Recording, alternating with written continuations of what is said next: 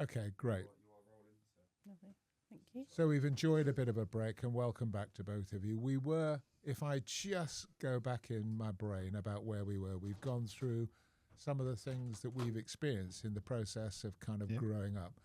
How then did it get to a position where you make a decision? Because you talked earlier, Terry, about COVID and what happened and some of the things that you did. How did you get to the position that you decide that you're now going to focus upon coaching and helping and supporting businesses? Well, for me, I got the bug when I was still in the Royal Air Force. I was an air traffic controller, but we had to do leadership training, and I just loved doing it. I thought, no, this is exactly what I want to be doing. I don't want to be an air traffic controller. And then going to Cranwell. I met some great people there, and I was trying to convince them that, "Come on, let's go into business. Let's leave the RAF and go into business." And they weren't quite out there themselves. Trigger for me to leave the Royal Air Force and do something different was being told that I was going back to air traffic control. Didn't want to do that, so I left, and then I did a year of corporate work with Bupa, which is okay. Realised that that was absolutely not what I wanted to do, and then I got an opportunity to work in Oman as a facilitator, and never looked back from there, really, about coaching and helping people to be better and to get out of their own heads. You talk about blockers and realise their potential and absolutely be inspired to fulfil their aspirations. That's what it was all about. I've always actually carried this little mental model in my head about air traffic control, in a sense that I remember watching a program or reading about the fact that almost you need to be able to hold like a 3D model in your head about what's going on. Yes, you do, because it's not just about this dot's coming up from here and that dot's coming there. You have to be able to say, actually, that dot is at that level and that this dot's that, therefore they're going to miss each other. But also, actually, and I think that's something that's I brought into my coaching and future forward stuff, is that you have to look ahead. Katie mentioned it about from a lawyer's point of view, but from an air traffic control point of view, the destination is everything. Sure. It's not the journey. The journey can be tweaked. But you'll still come back to where you want to get to. So it was almost purposefully put into my head that actually that's what matters. The destination matters. Where you're going to matters. Do a 10-degree tweak early will avoid obstacles and come back on track, rather than trying to plough through the obstacles and get shot down or whatever. But yeah. Also, it's quite interesting because I learned by doing this a new phrase that I've used quite a lot actually recently, which is I was talking to Emma, who's an accountant, who talked about factoring in when you're working with clients. If you got run over by a bus, which was the scenario of it all going wrong, what do you do? But in lots and lots of ways, air traffic control must feel, or the pressure of it all going wrong is pretty fatal for the people involved, but also possibly pretty fatal for you in lots and lots of ways. And it must produce a pressure in its own kind of right to make sure you get it right. Is that something you felt when you were doing the job or not? All the time. As soon as you put a headset on, as you look to the screen, you know that actually you're trying to get a tornado from Lossiemouth down to Marham, but in between is Glasgow and Edinburgh Airport, Newcastle Airport, Humberside Airport, all these different, and a lot of transatlantics going through the airways, and you've got to get this two-seater fast jet safely and expeditiously as possible to its destination.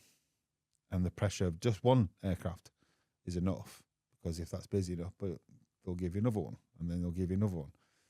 And then you're trying to do 2, 3, maybe even 4 at a time, trying to get these blips all in different areas, roughly, so you can all see them, but still. So the pressure, again, it creates a fear. A fear. That's what that pressure does. Creates a fear, and it's actually enable through great training and through some of the best supervisors that I've ever had, calmly helping you at the right time and enabling you to do better, that you get through it, get past that fear. The first one is always like, whoa, what's this? And the second one, you think, oh my word. But the more you do it, the more you're trained properly, the more you're coached in the moment, pressure eases and you're able to get on with it. You must come home sometimes or finish work with your head absolutely buzzing. What, even now? Yeah, absolutely. Absolutely buzzing. I have to talk about it. To go, blah, this is what just happened. This is, There's a conversation that has to be released, because if you keep it in your head, and I think that's something that people don't really appreciate, that as soon as you talk about a problem, an issue, something that's creating pressure inside you, that pressure eases. It's out of your head. The best thing I was ever taught was to journal. I didn't find journaling until about 5-10 years ago. Just to that ability to just get that thought onto paper or out to someone else or out into the ether eases the pressure on your brain. It's a really great trick that people don't really take on board. Talk about it. I think we find with small businesses, people often feel that they're on their own. And actually, when you get some business owners together, we have a small peer-to-peer group, and actually, when they start talking, they realise they've all got the same problems, and it actually suddenly becomes this, right, we can deal with it, because I dealt with it this way, he dealt with it that way. We're having conversation around it, and it becomes... If we go back to something I tried to say before we actually had the break, which was the division between male and female, are women better at sharing than most men? I wouldn't generalise. Okay. No. I think some are. I think some men are. There probably is a general perception that women are better at it. I think possibly personally I'm not. But I think in business people find it's very difficult to share because there is a competitive nature. And you have to be the best at what you do. And that is a perception. I'm not saying you have to be, but people feel they have to be good at what they do and therefore can't share the things that are going not so well, and therefore aren't dealing with things that aren't going well because they're not sharing it and having that conversation, whether it's that with a person that's actually the problem is with, or if it's a management thing. If you're a small business, then you've not had that experience. You've not got a peer potentially to share it with within your business. I think that happens both for male and female. I'm not sure you may see differently as men, you may think women share differently. I think we have the same sharing difficulties when it comes, I'm talking about business here, but what do you think? I think it's an individual thing. So I've what makes a good coach, so I'm going to go down that road a little bit, is to give that person that's receiving the coaching the opportunity to be heard and acknowledged in their own right. And if you can, it doesn't matter who's in front of you, they'll have some sort of blocker, especially if they've decided that I need coaching. I need coaching because of this. And some people will go blah, blah, blah, blah, blah, but actually they won't talk about the stuff that really matters to them. They'll put it out as a smokescreen. So a coach is the ability to see through the smokescreen and actually get to the core of what they're avoiding, because they'll talk about stuff that's not really important. It's all surface level, veneer. And other people will struggle to open up, but once you get in to that thought process and you ask that good question, then it's almost like a dam. They'll just go, wow, this is what the problem is. Right, okay. So I've got clients, both male and female, who have struggled with talking and starting off, but once you get past that, then it doesn't matter. So it's getting the connection. Absolutely about the connection. If you're there, you've got to read the room. I think that's one of the greatest skills you can learn. I'm not sure I actually learned to read the room till about 5 or 6 years ago. And that ability to go, actually, it's not about you, Terry, it's about them. It's them. It's theirs. It's their world that you're interested in. And I think one of the key values that we put on our website is curiosity. And there's a quote by Miles Downing in one of his books. And he says, listen to understand, ask questions to follow the interest, and it's not your interest, it's theirs. And that's really stuck with me ever since I read that. And I'm like, right, okay, that's what I'm going to follow. And that's my mantra. Listen to understand, listen to understand, listen to understand. And there are times when I won't speak for 20 minutes. I'd have one question, how are things going? And we'll go. I mean, Stephen Covey put it in another way. He said, seek first to understand, then to be understood. Yeah. But that still puts it back on the you. person. But so from a coach point of view, it's not about you. Yeah. The coach should be about the client. The client, it's there. If it's about you, then you're a mentor. You're here to tell. They've hired you to tell them what to do. But as a coach, let's kind of make that division, because I think it's a subtle division. Yeah. Right, between being a mentor and being a coach. Okay. Mentor is someone you go to for advice. Someone who's had a past experience. A wise person. A person that has past experience in that particular situation that you find yourself in. So if it's business, you might want to find a mentor that has started a business up, an entrepreneur type mentor. Or if it's corporate, someone who's been in a director role and you're trying to get there. From a coach point of view, it doesn't matter. You can go in, it's about the power of the question. A coach is there to unlock your thoughts, not to tell you what your thoughts should be. Would it be unfair to turn around and look at Katie and go, if I have something that I perceive is to do with the law, then I go and see a lawyer? Actually, they're acting as a mentor, or they're the person with all the know-how and knowledge about the law to give me the best advice. Yes, that's fine. And that's the right person to go for it. I think there's room for, you can be both. You can be a coach and a mentor, because there'll be a time where no matter how many questions you ask, that person cannot figure out what they need to do. Okay. And you'll have had that experience. We often find that in our role now. I think we work with our clients on a coaching basis, but actually our experience, and I think that's really key in what we do. We've not come from a background of having read one book or something like that. We have worked in business. We've got experience. Do you think people to base sometimes question that, Katie, though? Do they look at you and go, so who are you and what have you done? Absolutely, and they should. Yeah. They shouldn't just take it at face value. They need to question and understand what our experience is. And I think that's really important, because if you just blindly take advice or blindly get led by us, that wouldn't be a good relationship. If they question and understand, actually, we've got between us decades of knowledge and working in business.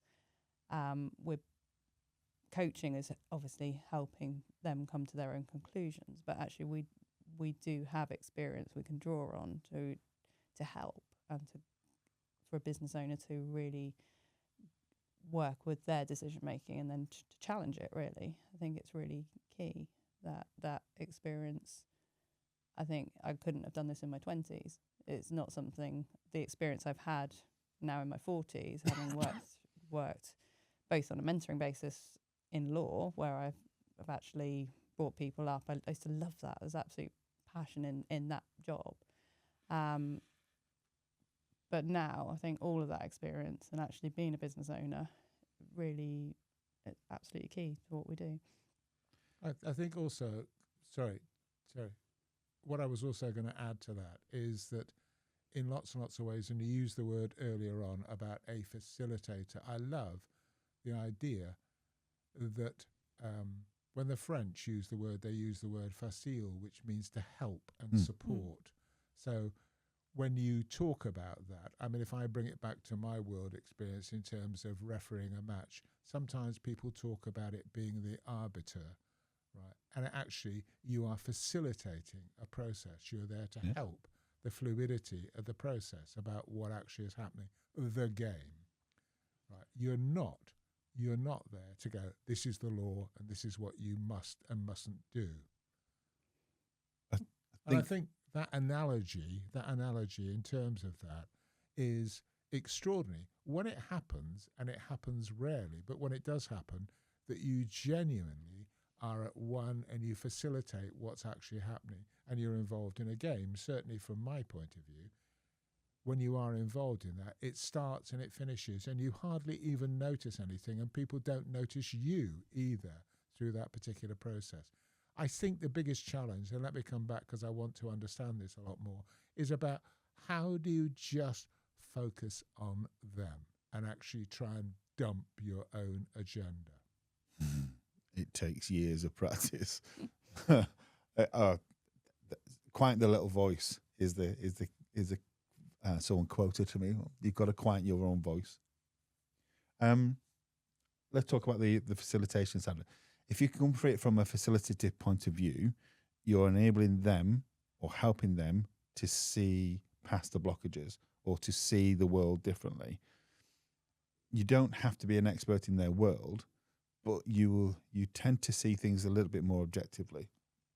You're not involved emotionally. It's not. You look at it and go, oh, why are they not doing that? And they're not doing that. It's because the emotion has taken over. And it's causing a fog. So it's about creating different thought process. I've had coaching sessions that have lasted 2 hours, and both of them have gone, wow, where's that gone?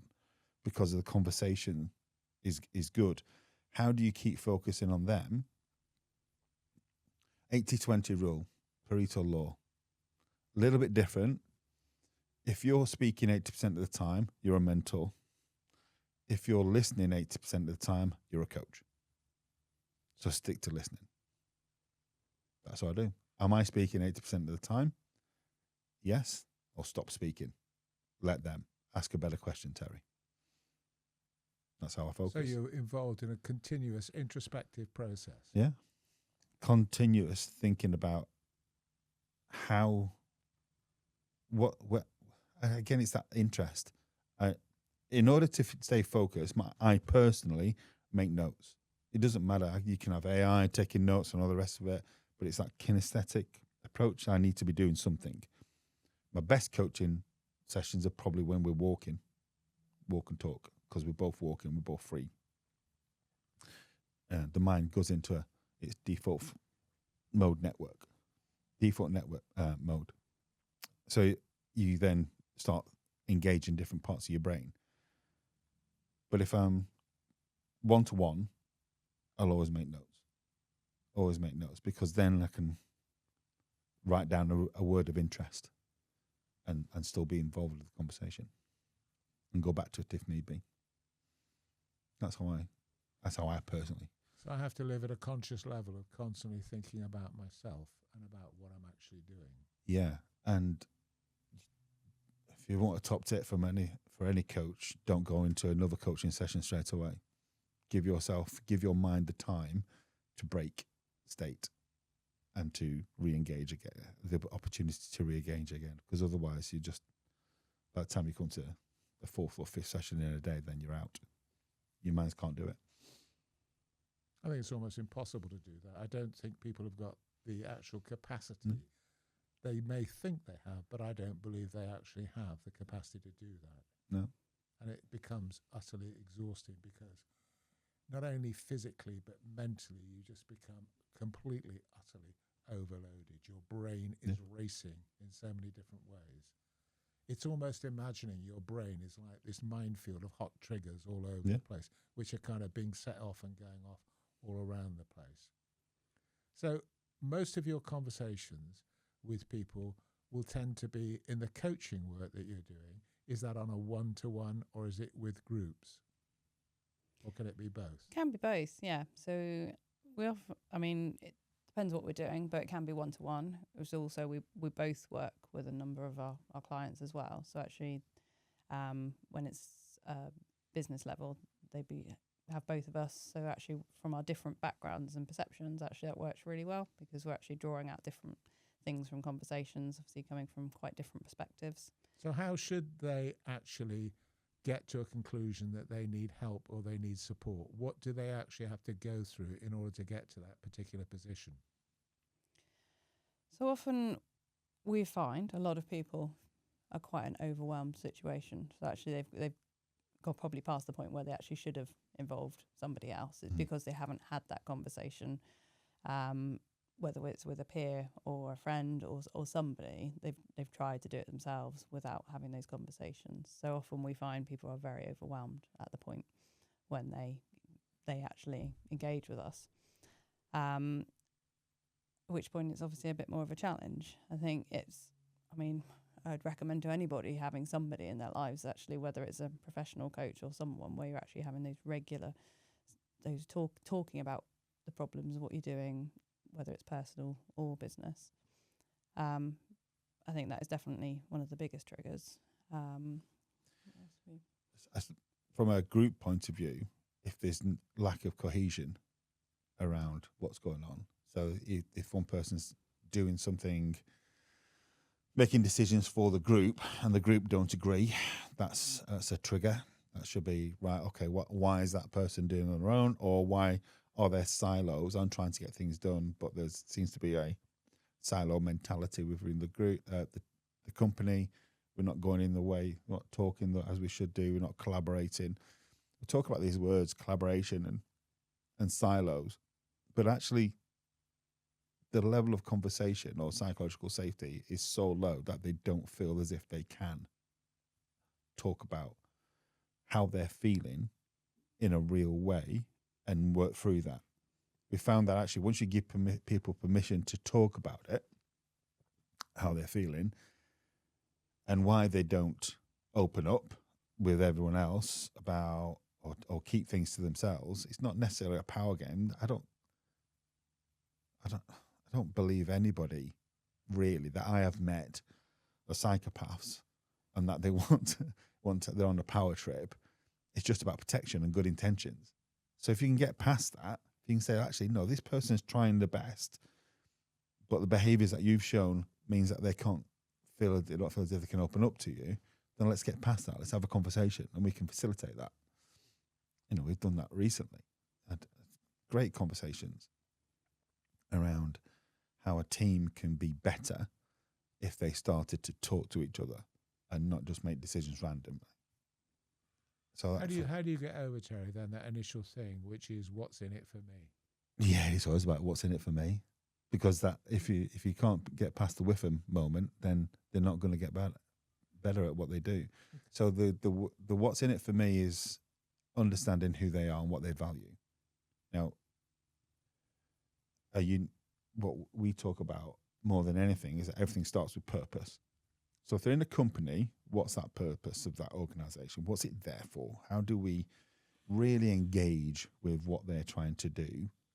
Because if we can get that, we can then say, right, where you want to go to? Where's the destination?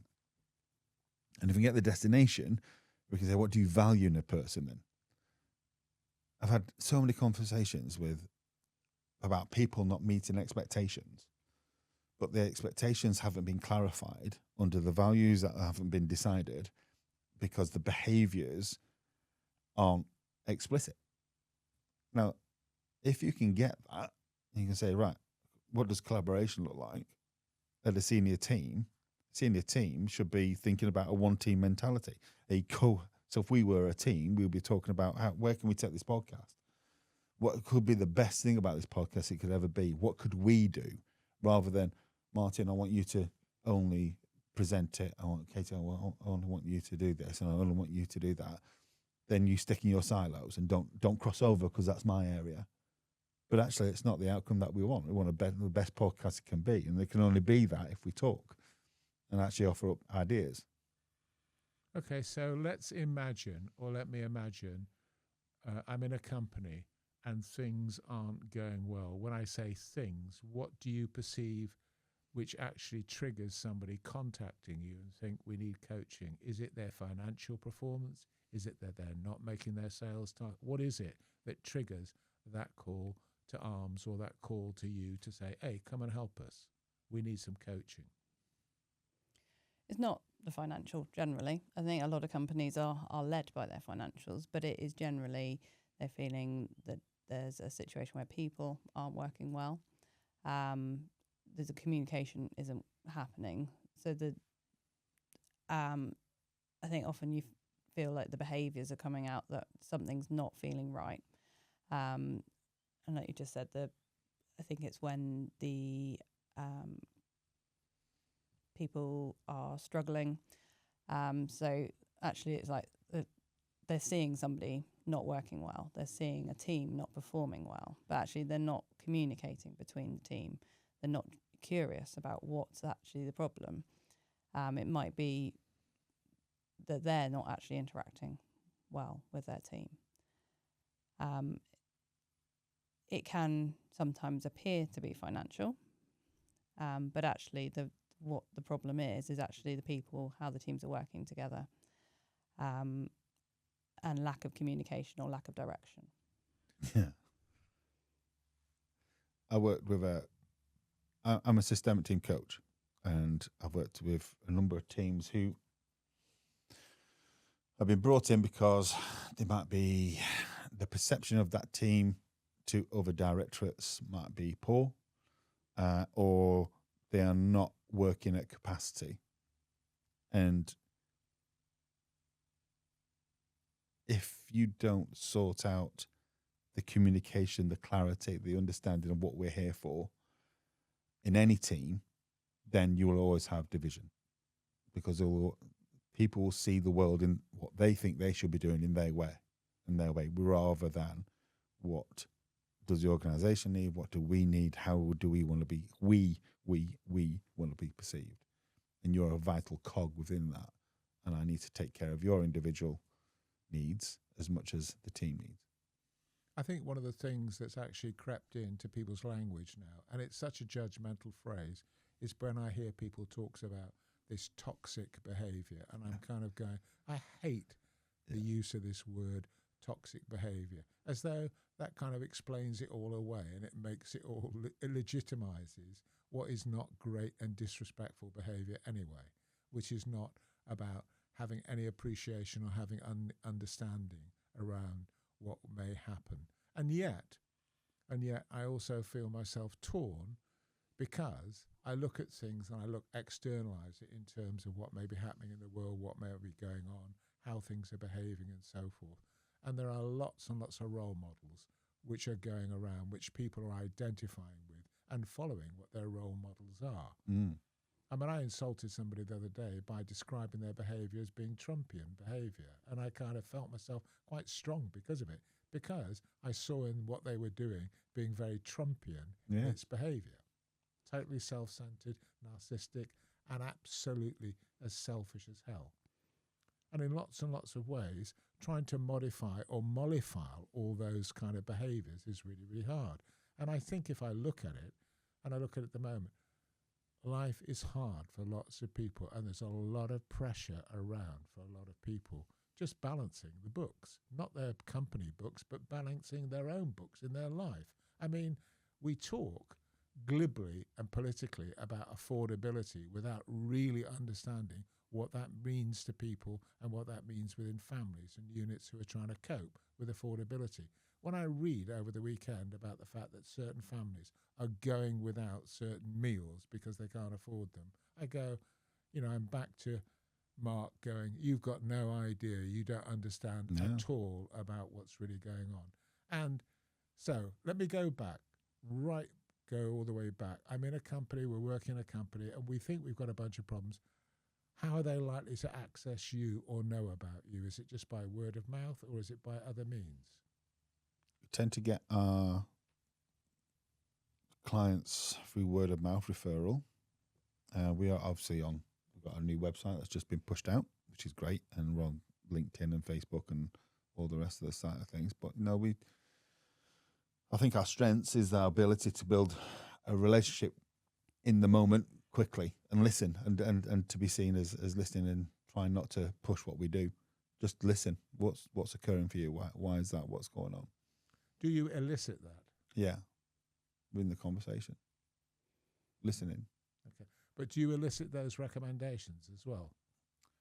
Yeah, we would like people to refer us, definitely. Yeah, it becomes from if they've referred, it's the credibility piece. Confidence, isn't it? I think Yeah. it's really, I think so much business is done that way these days. I think it's actually the knowledge of somebody, and that recommendation is absolutely key. I think there's a lot out there where you're not getting that human element, and we could push out all the advertising we wanted to electronically, but it's about the person you meet, and it's that conversation, the relationship we build. It's there's no, we're not going to get absolutely loads of business through a LinkedIn advertising campaign, but that's not what we want either. It's absolutely about building a relationship, and a long-term relationship on a coaching basis, on a consultancy basis. It's, we want to partner with the people we work with. We don't want to go in and go out and that was a great conversation. Bye. It's very much we want to be there and support them. If I turn the lens completely on you for a moment, on both of you, if you look at it and go, we do or we don't, why don't you get business on some occasions, you believe? Coaching is it's down to the individual. Do we fit? We've got to. Sometimes we don't fit. Do they like you? Yeah, it can be as simple as that. Yeah. Do we fit? Are they in the position? Do they like our approach? And I think that's we mitigate that because I can be quite challenging. Katie's more studious and thinking approach, and whereas I can be. That's an interesting bit. I want to know more about that. But we balance that between us. I think that's the difference. I suppose what for us the difference is that because majority of the coaching is done when we're both there, then they're going to get a more rounded approach rather than just one person's viewpoint. I think that's a real benefit for us.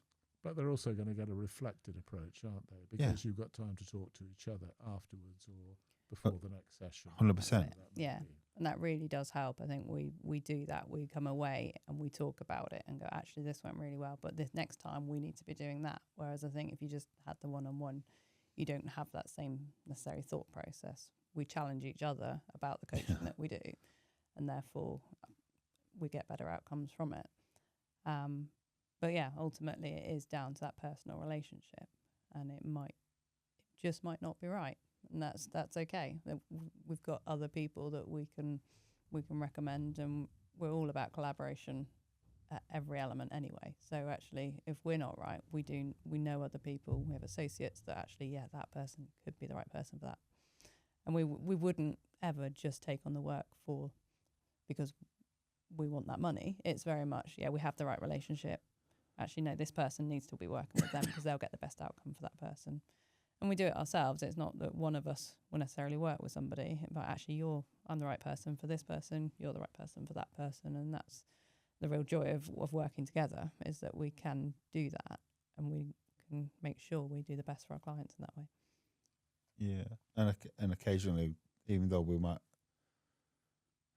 have a particular client that I'll be working with, I'll bring Katie in occasionally just to give us that second different approach. That's even more objective, because you do tend to, something that you need to be aware of as a coach is that actually you can be assimilated into their world, and you need that other person. I genuinely believe another person listening in or just being part of the conversation on occasion creates, right, you know what, I need to get out of that and start to think a bit, and that's okay. Familiar, isn't it? Yeah, you can be, especially been them for a while.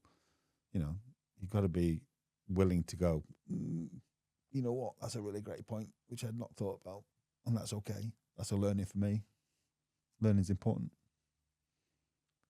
Okay, in terms of those challenges and coming up with those challenges and stuff that you actually do, sorry, I'm distracted now because I didn't start my clock, But that's just me. I'm just sharing it with you That's because all at the moment my brain has gone, oh, Martin, you didn't reset the clock. Okay. So in a way, holding your concentration or your ability to hold your concentration.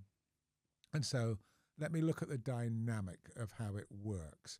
I mean, being in your household at times must be challenging, to say the least, because the dialogue must be constant and continuous. Because do you stop work and then start work all over again, or is it just one long continuum?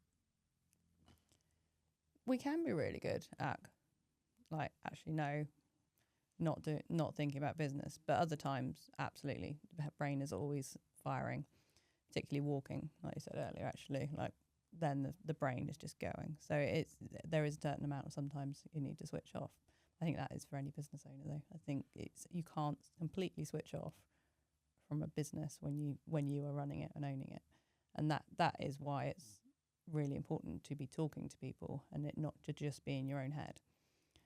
Because Sometimes it's really hard, though, isn't it, Kate? Incredibly It's really hard. I mean, it's 24/7 because it's there all the time. But one of the things I want to support and actually say to people and encourage people is go for walking meetings. I, in the same way, have got a friend of mine who I worked with 20, 30 years ago who wouldn't ever have a meeting sat down. He'd always go for a walk. And Ron and I would go for a walk and we'd constantly, continuously exchange ideas and talk about what we were actually doing during that walk. Let's go for a walk, get out for a walk and go and do something. And it's amazing how it helps to facilitate the process of the conversation. It really does. And I think and that's what we were talking about earlier with the different ways of learning. Actually, there's different ways of having meetings for different people. You recently were doing some facilitation, weren't you, where actually somebody needed to walk around to be able to process what they were doing. Yeah. And I think some people need to go into a boardroom to sit down, but it's actually been aware of that in what people need to get the best out of them. When I was running a business, actually, and the last time I was in partnership and running a business, I used to phone my partner virtually every day, and I'd be outside on my phone, walking around all the time on the phone, constantly and continuously. I never sat at a desk and had a conversation with him. So I'd phone Dave and we'd catch up about what was going on, we were actually doing. But I'd be on the phone. And the creativity that comes when you're on your phone or when you're walking about is extraordinary, isn't it? It is, yeah. I do it all the time. I go for a walk on my own. I'll be out in the countryside, and all of a sudden I'll be, first 10 minutes is just getting into the pace of things. Then all of a sudden I'll start thinking about work, and I'll start thinking about where we can take Propel and all the rest of it. And all of a sudden I'll go, oh, that's an amazing idea. And I'll literally get the WhatsApp video out, do a quick WhatsApp video. I said, I know this is stupid. I don't think we should be thinking about it straight away, but it's an idea that I think we should pursue and go from that. Blah, blah, blah, blah, blah, blah.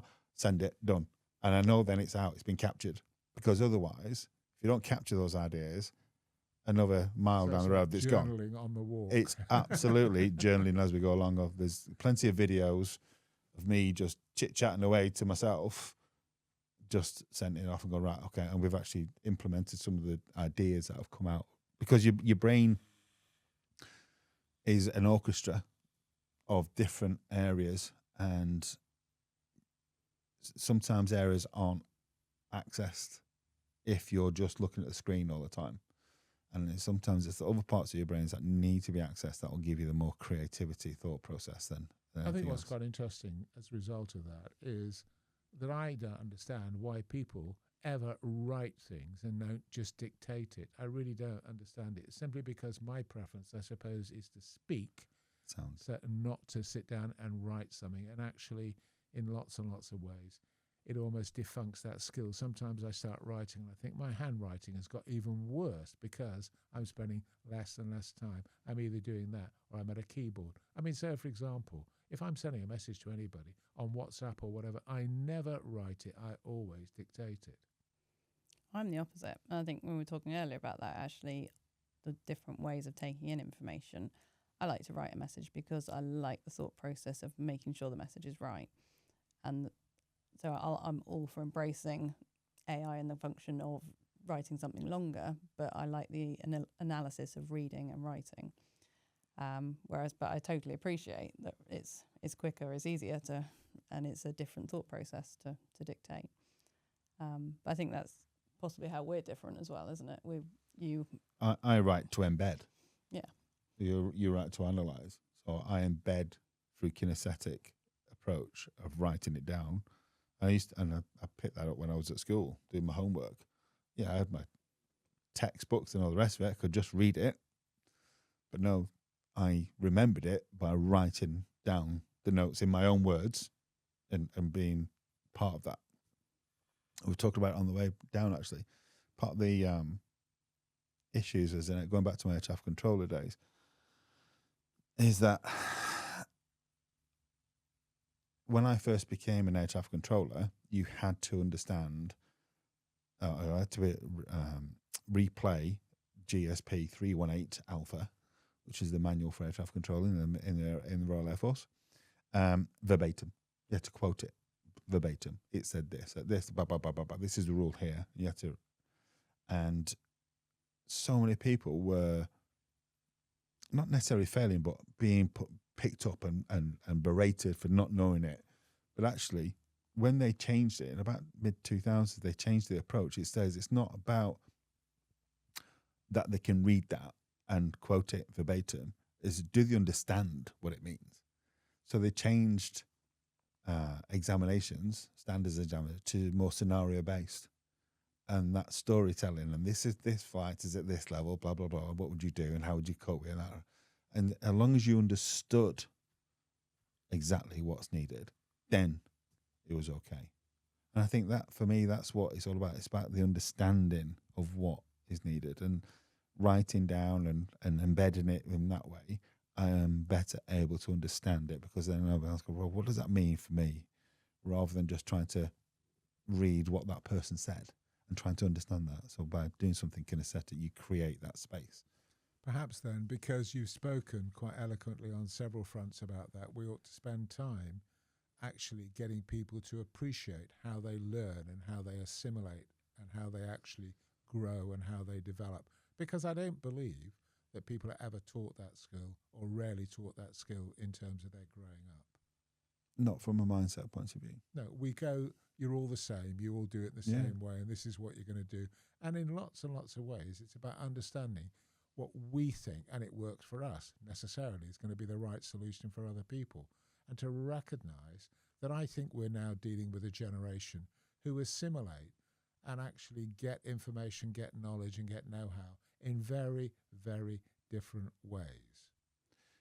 And it's more recognized from a neurodiverse point of view that actually there is a spectrum, and it doesn't matter. But I think everybody's on it at some point. Sure. And actually, there is a learning ability for everybody, and you've got and leaders are not taking that into account, or didn't take that into account. I think there's definitely a movement towards to be better understand how that person assimilates that information, because clarity is key. But I'll go back to the purpose element. If you understand the context, the purpose of what you're trying to achieve, the outcome will arrive. If you focus on output, the words that you need to be doing this, you need to be doing that in this way, that's output. You'll just get what you think should happen, not how that person could make it better in any way. I think that's the crying shame of output. But focus. I also think, though, if you look, Terry, the traditional didactic approach of teaching is if you do this, you get to the right answer. There's no other answer. This is the right answer. Yeah. And actually, it's understanding. It's the shades of grey. It's about understanding that it is, in the reality of life, there's never the perfect solution. It's not necessarily understanding what the outcome's got to be in terms of the perfect solution, or judging people by being right or wrong. And actually, even sometimes, people who are hyper bright can be into the semantics of right and wrong and cannot understand shades of grey at all. Agreed. So I have a grandson who is hyper bright, and I mean hyper bright, and he doesn't understand shades of grey. So when I'm talking to him and we're having a conversation, and it's about something to do with literature or about, we don't actually end up having the conversation because he's so right, black and white, that he cannot appreciate or understand anything at all about shades of grey. He can't understand about what is now referred to as the new phrase, nuanced behaviour. Yeah. I kind of, he just doesn't get it and doesn't want to get it in that way at all and won't, and judges me because he thinks I'm just into linear thinking about what he's into linear thinking and I'm not. Is that the move away from the humanization of business, though? So people, with AI and all this, there is relatively black and white ways of going, and people forget that actually you're not dealing with black and white. You're not dealing with this is a microphone. You're dealing with this is an approach to reach people. So you have to be thinking about it from that point of view. If yes, AI and coaching, for example, people can go into AI now and type into I want to do this, and it'll give me a coaching approach. But what AI won't do is challenge that thought process. Have you got the right approach? They don't look at the person, how they're behaving. They want to see the blockers that you talked about earlier. You can't go black and white. You can't. Humans are not black and white. Even the ones that think they are not black and white. They still feel. They still are nuanced. They are still human. And there's a crying out for that approach. And I think that's what we try and really do, is focus on what is you, who are you as a human being? What are you here for? How do you fit into? And what is it that we can do to enable you to be heard? That's the key. That's the key. Your grandson, yes, may think he sees black and white, but as he grows up into, or whatever, as he develops even into older age, you'll notice that actually things can't be. Else it won't be human. Actually, I think what's interesting from my point of view, if I look at, I'm very fortunate. I've got 2 kids, 2 different families and 2 different sets of children, and they're almost diametrically opposed. It's incredible how from 2 different families, their children are so diametrically different. And one of my great beliefs, and I think one of the things that we need to talk about a lot more in terms of how to, is talking about what you're alluding to now, is this humanity element and the human behavior. Because I'm just doing a piece of work which is all focused about service is a feeling and about understanding that, for a start, I think human beings and their capability are just incredible, absolutely incredible. And things that they do, I just sit there with my mouth wide open at sometimes some of the things that people do and the achievements that they actually make. We went for a walk and down by Magpie Bridge, just outside of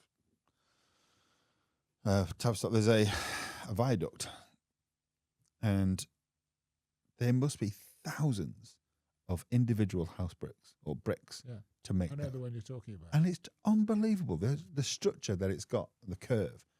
I couldn't do that, but I know someone can. And actually, knowing that actually you don't need to know everything. No. What you need to know is how to acknowledge where you can't quite do what you do, what needs to be done, but there's other people who can, and how you get those other people together to make an archway out of thousands of bricks that will support a train going across it. I just find it fascinating. You look around, and they're now, the satellites that are up there at the moment. Yeah, but we're surrounded by that all the time. Exactly, yeah. But so people don't seem to want to appreciate it or recognise it. Or but actually... It's not just one person. No. It's people. It's people that's done that. Not a machine. People have come up with the idea in the first place to do that. Acknowledge it. That's what we do. We acknowledge that actually it takes more than one person. Business owners, there's only I can do this. There's only me can do it. That's rubbish. You're not the only person who's ever used a computer. You're not the only person who's ever fitted a camera. There are other people out there who can do that. You need to trust and enable them to be able to do it. Taking that step back, isn't it, to really acknowledge what you're good at. I think that's where we come in, is actually enabling people to elevate themselves into what their role should be, but accept that actually you can collaborate, you can have partners who can do what they're good at. Just because I run a business. Do you think people really realise and understand the complexity of what they're engaging when they employ somebody and put them in a position? Do you think that they really understand how complex that relationship is? not at I all. don't. I think they think No. they're there to do a job. Yeah, That's it. and that's it. And I think often that's where it goes wrong with employing people. Is actually you're not understanding what you need to put into that person. It's not just a job description. It's not just right. Here's a day's training. It's actually checking in with that person. Do they understand what they need to be doing? Have you given them all the training they need to be having? Are they able to come back to you and communicate if there's a problem? And actually, have you employed them with behaviours in mind? Actually, it's not just a job role, but are they the right person to fit into your company? Are you acknowledging what they bring to your company as well? Going back to what we were talking about, it's just a minute ago. It's actually you've got a generation coming through who are learning, having had the internet all their lives. They've got a phone with all the information on. They're used to AI.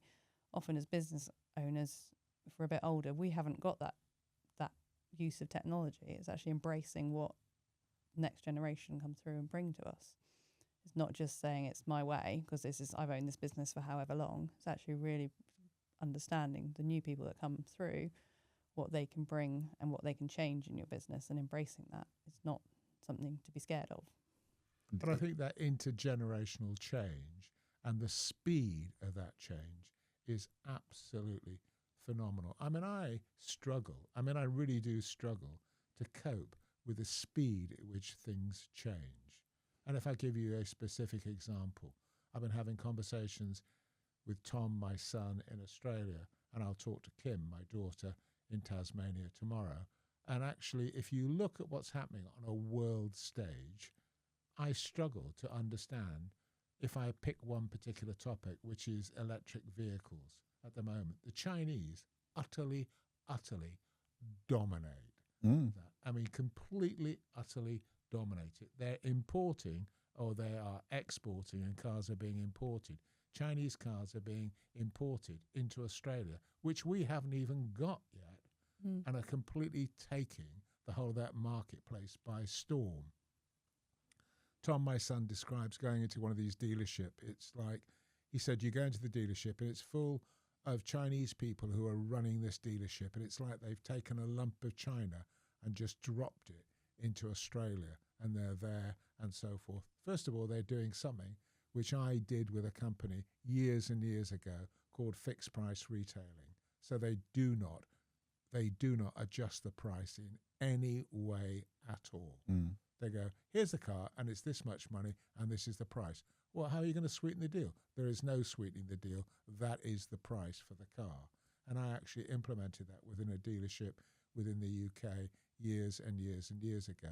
But they're doing that in fixed price retailing, and they're changing the entire face of the automotive industry on a world stage. And it's extraordinary to watch how it's being done. And I actually, facetiously, and actually on this note, I think we will have another little short break. Last night when I got home after watching Michael Jackson, I turned on the television to watch what is, I didn't realise at the time, the significance of the final frame of the snooker, which was won by a Chinese guy. And so I immediately sent Tom a note, said, is there anything that the Chinese can't do? And it's extraordinary, except that I kept hearing what I thought was people booing, and they were all going, woo, woo, yeah. woo. And I thought they were booing. They were just repeating his name. And it was extraordinary to watch this guy, almost like a Martian from another country. He didn't speak a single word of English, and the fortitude. He was only 21, 22 years old or whatever. His mum and dad were there. The sacrifices that they'd made as a family to get to that achievement. It was truly, truly extraordinary to watch and to actually see all the emotions as he was there trying to cope with everything. He was almost completely, utterly, emotionally overwhelmed. I could see when asked what he wanted to do, was he going to go out and celebrate? He said, I just want to go to bed. And so he said, I want to go to sleep. That's actually what I want to do.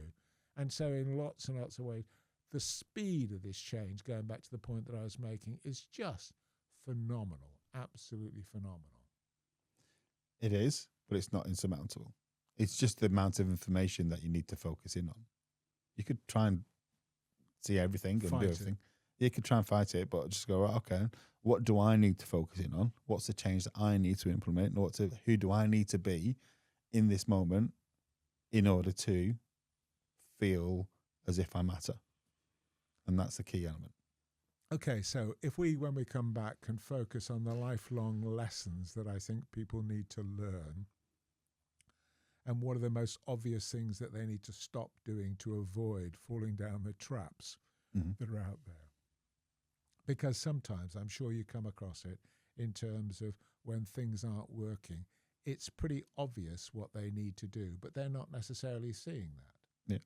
And we sometimes need to set out and actually lay those guidelines out for people, because that training doesn't necessarily take place in their growth in terms of being a business. I mean, I could be an entrepreneur who started a business with no experience and no ability to understand. I could come from a dysfunctional family. I've no idea about human nature.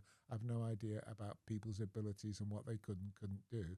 And I still remember being sometimes horrified at some of the statements which were made about children who I've been involved with and taught, people telling me what job they were going on to do and what their role and responsibility was going to be.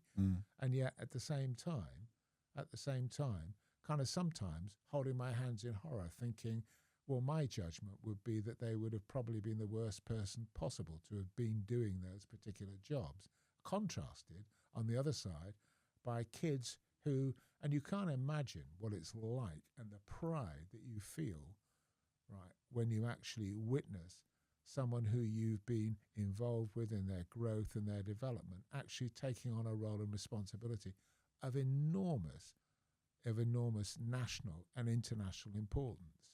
And you watch them doing it and go, wow, that was incredible. Yeah. But that is the, it's the hot and the cold, it is also the scale on which we're dealing at the moment. And I think we talked earlier, Terry, and you used the phrase, because if I go back to when I was originally teaching, and I know it's a long time ago, but if I talk about it, we talked about people being on a spectrum. And I always, like you, believe that all of us are on a spectrum somewhere, wherever that may be. But I don't think we had that range of that spectrum. And all that we've now done is we have formalized it by a lot of language around neurodiversity and so forth, which have identified elements of people and how they behave on that particular spectrum. I think that's always been there and always been a part of. Yeah. And I wondered in the kind of guilt trip that I went on, thinking of all the kids I've been involved with, some of whom may have been autistic or neurodiverse in quite a dramatic way, but I don't think we ever recognized that. We just saw them as a bit different. And if we look at our life experience, I'm sure with you, I remember getting to work for the first time and coming across people who I would describe as being a bit odd. Just treat them as individuals. Yeah. How do they need to be treated? And they will treat you like you need to be treated. Don't try and formalize, don't try and label, don't try and just that person in front of you. Who am I dealing with? But it's a natural inclination to do so. Yeah, it is, yeah. Put them in a box. Don't put them in a box. Let the box go, see what happens. I watched actually at the last network meeting that we went to, the reaction of people around the room, and I was watching the reaction around the room to the statement from two people who appeared, both of whom, were talking about diversity and embracing diversity. And I could feel the kind of tension in the room. It was like the unspoken tension. Yeah. And I also was very self-conscious as I had a one-to-one conversation with Carla, who then actually had to have the conversation, and partway through the conversation declared to me that they were transgender.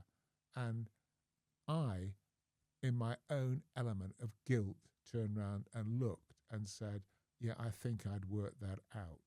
And I thought, is that insulting? Should I have never have said that? Or what should I do and how should I behave? And actually even more challenging was the idea of having both Gina and Carla here and doing a podcast with them both, which I think would be difficult or challenging for me because, and you said something interesting, which is how do you get over things that you may think or your behavior or what you've been taught? This is the right way, this is the wrong way. And it's very, very difficult sometimes to get rid of those barriers that you've got. It is. I think that's really why it's really important to have those conversations, though, to actually understand, because you come from one mindset, and actually, unless you start having these conversations with different people and trying to understand, then you're not going to be able to, because it's still your opinion. So if you're getting different inputs from people, you will start to form that and have the conversation around it. Your brain needs, it's the WIFM, what's in it for me. The brain needs to see what's in it for you to be able to see them as they want to be seen. And it's incumbent on yourself to provide that. Nobody should have to say to prove themselves to you. Just allow them to be. It takes a lot. I mean, I'm sure there are plenty of people who are going to look at this podcast and go, is he really saying that? I mean, one of my famous quotes out of one of my reports as a corporal was, Corporal Neil does not suffer fools gladly. And that really stung me when I read that. And I went, oh, right, okay. Does that mean that I don't listen to other people? Don't acknowledge who they are? To adjust? And it was, yeah. And there are times when that leaks out. And you just got to catch yourself and go, yeah, actually, no, you're being that person. Don't be that person. What have they got to hear? What have they got to say? And it takes effort. But I think we say that, but it's incredibly hard to do, isn't it? Yeah, but it's worth it. So how did Corporal Neil come out of that then? Corporal Neil, through various life lessons and some really great role modelling from fellow coaches, from better leaders, has learnt to be better at listening. And I think my own studying into how perception is created has affected me a lot. And I'm much happier in being uncomfortable to start with, but that uncomfortableness creates curiosity, and that curiosity creates a better thought process. The discomfort is a real challenge there, isn't it, to cope with? Yeah, but embrace it. Your mind needs it. But worth the journey. Yeah, 100%. Okay, let's take a short break, okay, and then we'll come back. We just have time, 5 minutes or so. Okay, yeah.